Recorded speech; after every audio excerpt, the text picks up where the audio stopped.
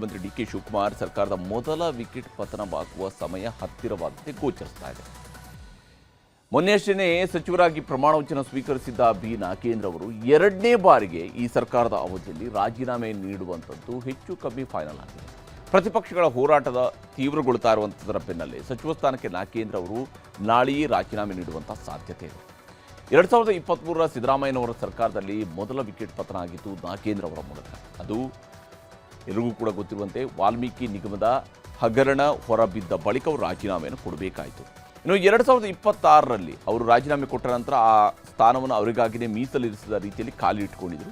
2026ರಲ್ಲಿ ಶಿವಕುಮಾರ್ ಅವರ ಸರ್ಕಾರದಲ್ಲೂ ಕೂಡ ಅವರು ಮಂತ್ರಿ ಆದರು. ಆದರೆ ಈಗ ಶಿವಕುಮಾರ್ ಸರ್ಕಾರದಲ್ಲೂ ಕೂಡ ಮೊದಲ ವಿಕೆಟ್ ಓಪನಿಂಗ್ ಬ್ಯಾಟ್ಸ್ಮನ್ ಥರ ಇವರದ್ದು ಮೊದಲ ವಿಕೆಟ್ ಪತನ ಆಗುವಂತಹ ಸಾಧ್ಯತೆ ಇದೆ. ಬಿ ನಾಗೇಂದ್ರ ಅವರ ಹೆಸರು ಇದರ ಮುಂಚೂಣಿಯಲ್ಲಿದೆ. ವಾಲ್ಮೀಕಿ ಅಭಿವೃದ್ಧಿ ನಿಗಮದ ಹಗರಣದಲ್ಲಿ ನಾಗೇಂದ್ರ ತಲೆದಂಡ ಆಗಲೇಬೇಕು ಅಂತ ಬಿಜೆಪಿ ಮತ್ತು ಜೆಡಿಎಸ್ನವರು ಹೋರಾಟವನ್ನು ನಡೆಸ್ತಾ ಇದ್ದಾರೆ. ಸೆಪ್ಟೆಂಬರ್ 1ರಿಂದ ಪಾದಯಾತ್ರೆಯನ್ನು ಘೋಷಣೆ ಮಾಡಿದ್ದಾರೆ. ಹೀಗಾಗಿಯೇ ಪಕ್ಷಕ್ಕೆ ಮುಜುಗರ ಆಗ್ತಿದೆ ಅಂತ ಕಾರಣ ಕೊಟ್ಟು ನಾಗೇಂದ್ರ ರಾಜೀನಾಮೆ ಕೊಡೋದಕ್ಕೆ ರೆಡಿ ಆಗ್ತಾ ಇದ್ದಾರೆ. ಈಗಾಗಲೇ ಮುಖ್ಯಮಂತ್ರಿಯವರ ಜೊತೆಗೂ ಕೂಡ ಸಚಿವ ನಾಗೇಂದ್ರ ಮಾತುಕತೆಯನ್ನು ನಡೆಸಿದ್ದಾರೆ ಅನ್ನುವಂತಹ ಮಾಹಿತಿ ಇದೆ. ಇಲ್ಲಿ ನಾಗೇಂದ್ರ ಅವರು ಸಿಎಂ ಜೊತೆಗೆ ಮಾತುಕತೆಯ ಸಂದರ್ಭದಲ್ಲಿ ಹೇಳಿರುವಂತಹ ಮಾಹಿತಿಗಳು ಏನಿದ್ವು ಅನ್ನೋದನ್ನು ನೋಡ್ತಾ ಹೋದರೆ, ವಾಲ್ಮೀಕಿ ಸಮುದಾಯದ ಅತಿ ಹೆಚ್ಚು ಶಾಸಕರು ಕಾಂಗ್ರೆಸ್ನಿಂದ 2023ರಲ್ಲಿ ಗೆದ್ದು ಬಂದಿದ್ದರು. ವಾಲ್ಮೀಕಿ ಶಾಸಕರ ಆಯ್ಕೆ ಆದಂತಹ ಸ್ವರೂಪವನ್ನು ಸಹಿಸಿಕೊಳ್ಳೋದಕ್ಕೆ ಸಾಧ್ಯ ಆಗದೆ ಬಿಜೆಪಿಯವರು ಈಗ ಹೋರಾಟವನ್ನು ನಡೆಸ್ತಾ ಇದ್ದಾರೆ. ಅದರಲ್ಲೂ ಬಹಳ ಮುಖ್ಯವಾಗಿ ಬಳ್ಳಾರಿಯಲ್ಲಿ ಬಿ ಶ್ರೀರಾಮುಲು ಹಾಗೂ ಜನಾರ್ದನ್ ರೆಡ್ಡಿಯವರು ಸಂಪೂರ್ಣವಾಗಿ ಹಿಡಿತವನ್ನು ಕಳ್ಕೊಂಡಿದ್ದಾರೆ. ಕಾಂಗ್ರೆಸ್ ಮತ್ತು ನನ್ನನ್ನು ವೈಯಕ್ತಿಕವಾಗಿ ಟಾರ್ಗೆಟ್ ಮಾಡೋದ್ರ ಮೂಲಕವಾಗಿ ಸದನ ನಡೆಯೋದಕ್ಕೂ ಕೂಡ ಅವರು ಬಿಡಲಿಲ್ಲ. ಪಾದಯಾತ್ರೆ ಹಮ್ಮಿಕೊಂಡಿರೋದ್ರಿಂದಾಗಿ ಪಕ್ಷಕ್ಕೆ ಮುಜುಗರ ಆಗ್ತಾ ಇದೆ, ಕಾರ್ಯಕರ್ತರಿಗೆ ಮುಜುಗರ ಆಗ್ತಾ ಇದೆ, ಪಕ್ಷ ಇದರಿಂದ ಮುಜುಗರ ಅನುಭವಿಸ್ತಾ ಇದೆ. ಪಕ್ಷಕ್ಕೆ ಆಗಿರುವಂತಹ ಮುಜುಗರವನ್ನು ತಪ್ಪಿಸೋದಕ್ಕಾಗಿ ನಾನು ರಾಜೀನಾಮೆಯನ್ನು ಕೊಡ್ತೇನೆ ಅನ್ನುವಂತಹ ಪ್ರಸ್ತಾಪವನ್ನು ನಾಗೇಂದ್ರ ಮಾಡಿದ್ದಾರೆ ಅನ್ನುವಂಥದ್ದು ಕಾಂಗ್ರೆಸ್ನ ಉನ್ನತ ಮೂಲಗಳು ನೀಡುತ್ತಾ ಇರುವಂತಹ ಮಾಹಿತಿ. ಇಲ್ಲಿ ಡಿಕೆ ಶಿವಕುಮಾರ್ ಸಂಪುಟ ರಚನೆಯ ವೇಳೆ ನಾಗೇಂದ್ರ ಅವರಿಗೆ ಸಚಿವ ಸ್ಥಾನ ಸಿಕ್ತು. ನಾಗೇಂದ್ರ ಅವರು ಸಚಿವರಾಗ್ತಾ ಇದ್ದಂತೆ ಹೋರಾಟ ತೀವ್ರಗೊಳಿಸಿರುವಂತಹ ಬಿಜೆಪಿ ಅಧಿವೇಶನದ ಒಳಗೂ ಹೊರಗೂ ಹೋರಾಟವನ್ನು ನಡೆಸಿತ್ತು. ಬಿಜೆಪಿಗೆ ಅನವಶ್ಯಕ ರಾಜಕೀಯ ಲಾಭ ತಪ್ಪಿಸುವುದಕ್ಕೆ ನಾಗೇಂದ್ರ ರಾಜೀನಾಮೆಯ ಪ್ರಸ್ತಾಪವನ್ನು ಮುಂದಿಟ್ಟಿದ್ದಾರೆ. ಅದರ ಬಗ್ಗೆ ಚರ್ಚೆಯೂ ಕೂಡ ಆಗ್ತಾ ಇದೆ. ಆದರೆ ನಾನು ರಾಜೀನಾಮೆ ಕೊಡ್ತೀನಿ ಅಂತ ಹೇಳಿಲ್ಲ, ಇದೆಲ್ಲ ವದಂತಿ ಅನ್ನುವಂಥದ್ದು ನಾಗೇಂದ್ರ ಅವರು ಹೊರಗಡೆ ಕೊಡ್ತಾ ಇರುವಂತಹ ಸ್ಪಷ್ಟನೆ. ರಾಜೀನಾಮೆ ಕುರಿತ ಚರ್ಚೆ ಆಗಿಲ್ಲ, ಸಿಎಂ ಕಚೇರಿಯಿಂದ ಯಾವುದೇ ಕರೆ ಬಂದಿಲ್ಲ, ಸಿಎಂ ನನ್ನೊಂದಿಗೆ ಮಾತನಾಡಿಲ್ಲ, ರಾಜೀನಾಮೆ ಕುರಿತ ಸುದ್ದಿ ಸತ್ಯಕ್ಕೆ ದೂರ ಅಂತ ನಾಗೇಂದ್ರ ಅವರು ಹೇಳಿದ್ದಾರೆ. ಹಾಗಿದ್ದರೂ ಮುಖ್ಯಮಂತ್ರಿ ಡಿಕೆ ಶಿವಕುಮಾರ್ ಅವರು ಬೆಳಗ್ಗೆ ಮಾತನಾಡ್ತಾ, ನಮ್ಮ ಪಕ್ಷದವರು ಶಿಸ್ತಿನ ಸಿಪಾಯಿಗಳು, ಪಕ್ಷ ಹೇಳಿದಂತೆ ಎಲ್ಲರೂ ಕೂಡ ಕೇಳ್ತಾರೆ ಅನ್ನುವ ಮೂಲಕ ರಾಜೀನಾಮೆ ಕೊಡುವ ಸಾಧ್ಯತೆಯ ಬಗ್ಗೆ ಸುಳಿವು ಕೊಟ್ಟಿದ್ದಾರೆ.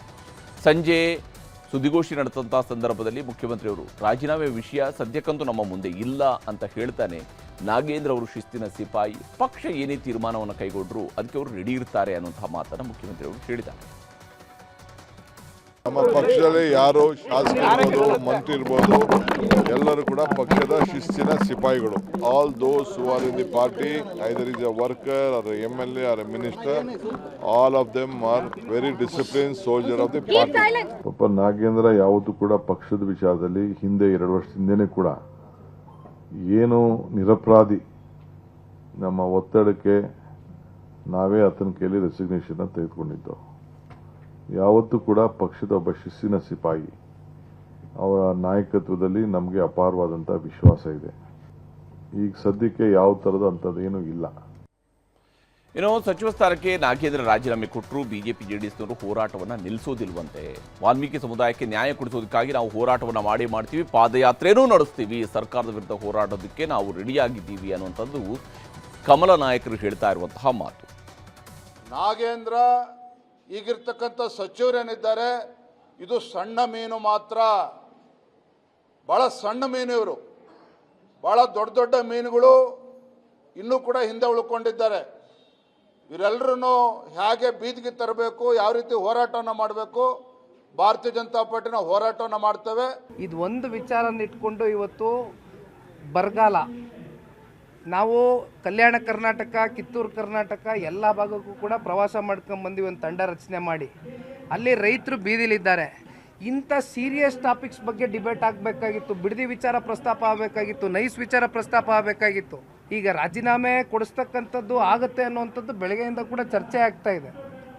ಬಹುಶಃ ರಾಜೀನಾಮೆ ಕೊಡ್ತಕ್ಕಂಥದ್ದು ಆಗಬೇಕು.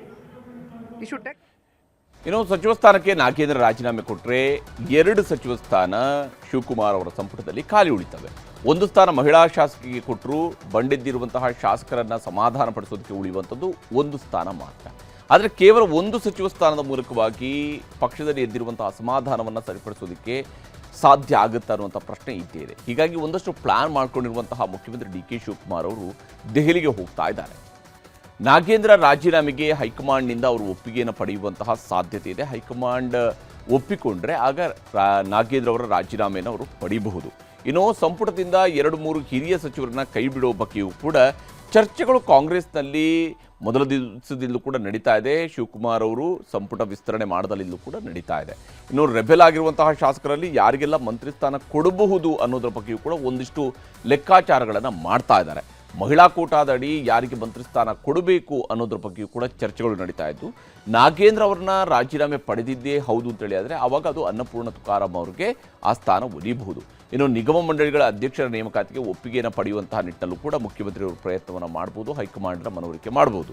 ಹಾಗೂ ನೈಸ್ ಬಿಡದಿ ವಿಷಯದಲ್ಲಿ ಪ್ರತಿಪಕ್ಷಗಳ ಹೋರಾಟದ ಪರಿಣಾಮಗಳು ಏನೇನು, ಭಾರತ್ ಜೋಡೋ ಯುವ ಸಂಘಗಳ ಅಭಿಯಾನದ ಬಗ್ಗೆಯೂ ಕೂಡ ಮುಕ್ತವಾದ ಚರ್ಚೆಗಳನ್ನು ಮಾಡಬಹುದು. ನಾಳೆಯೇ ಎಲ್ಲ ಫೈನಲ್ ಮಾಡಿ ಬೆಂಗಳೂರಿಗೆ ಮುಖ್ಯಮಂತ್ರಿ ಡಿ.ಕೆ. ಶಿವಕುಮಾರ್ ಅವರು ವಾಪಸ್ ಆಗಲಿದ್ದಾರೆ.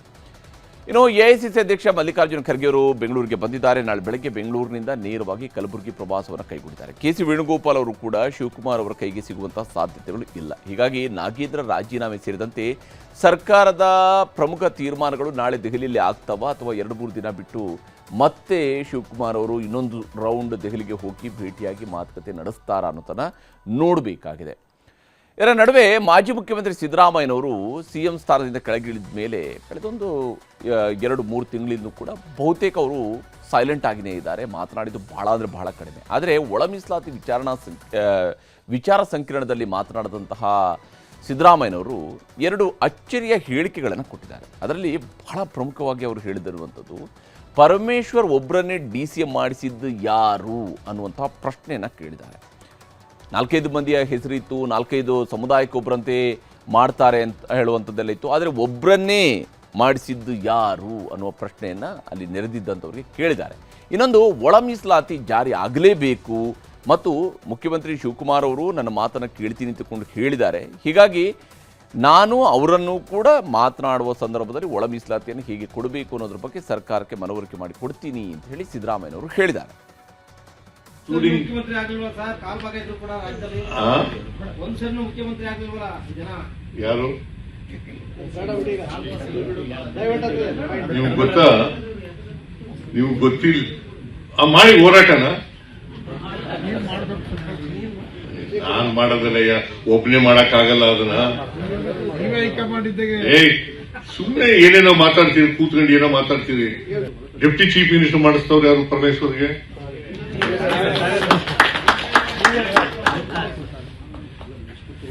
ನಾಲ್ಕೈದು ಮಾಡಬೇಕು ಅಂತಿದ್ರು.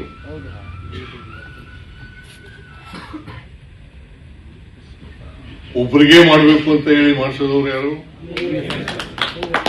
ನಮ್ಮ ಸರ್ಕಾರ ಯಾವತ್ತೂ ಒಳ ಮೀಸಲಾತಿ ಪರ ಇದೆ. ಮುಂದೆನೂ ಇರ್ತದೆ, ಈಗಲೂ ಇರ್ತದೆ, ಮುಂದೆನೂ ಇರ್ತದೆ. ನಾನು ಚೀಫ್ ಮಿನಿಸ್ಟರ್ ಅಲ್ಲ, ಈಗ ಹೇಳೋದಷ್ಟೇ. ಡಿ.ಕೆ. ಶಿವಕುಮಾರ್ ಈಗ ಚೀಫ್ ಮಿನಿಸ್ಟರ್ ಇದ್ದಾರೆ. ಅವ್ರು ಹೇಳಿದ್ರು, ಸಿದ್ದರಾಮಯ್ಯನವರು ಏನ್ ಹೇಳ್ತಾರೆ ನನಗೆ ಅದಕ್ಕೆ ಒಪ್ಪಿಗೆ ಇದೆ ಅಂತ ಹೇಳ್ತಾರೆ. ನಾನು ಹೇಳ್ತೀನಿ,